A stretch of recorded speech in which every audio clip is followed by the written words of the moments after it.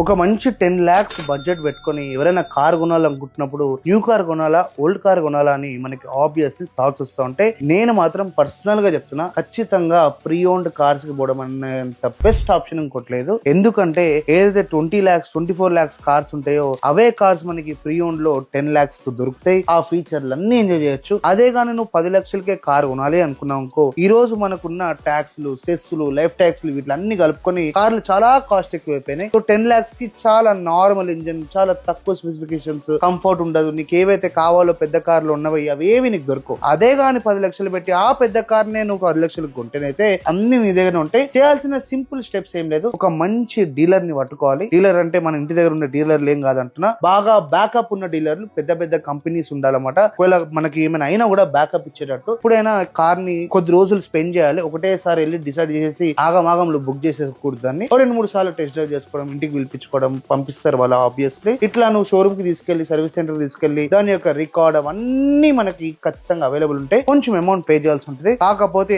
ఆ 10 lakhs తో మనం గానీ ఆ పెద్ద వెహికల్ కొనుక్కుంటేనైతే మనం ద బెస్ట్ ఫీలింగ్. నేను పర్సనల్ గా ఎందుకు చెప్తున్నా అంటే, నేను ఫస్ట్ టైం 8 lakhs కి రిజర్వ్ ఉన్నా, అమ్మేసిన. దాని తర్వాత సెకండ్ హ్యాండ్ లో 10.8 lakhs కి నేను నా వెంట ఉన్న one of the best purchase నా లైఫ్ లో. ఇప్పుడు దాన్ని కూడా అమ్మేసి one of the biggest car, elephant అని పిలుస్తారు దాన్ని బేసిక్ గా మార్కెట్ లో, ఫార్చునర్ అయితే తీసుకోవడం జరిగింది. నేను తీసుకుని 13.5 lakhs కి. ఇప్పుడు చూసిరా నా దగ్గర 3 లీటర్ ఇంజిన్ ఉంది, అన్ని ఆప్షన్స్ ఉన్నాయి. ఆబ్వియస్లీ దాని యొక్క రివ్యూ వస్తుంది, కొంచెం మేకప్ చేస్తున్నాం దానికి. నేను పర్సనల్ గా చెప్తున్నా కదా, 10 లక్షల్లో ఒకవేళ ఎవరైనా స్ట్రైట్ అవే అడుగుతున్నైతే ఖచ్చితంగా ప్రీ ఓన్ కనే వెళ్ళమంట.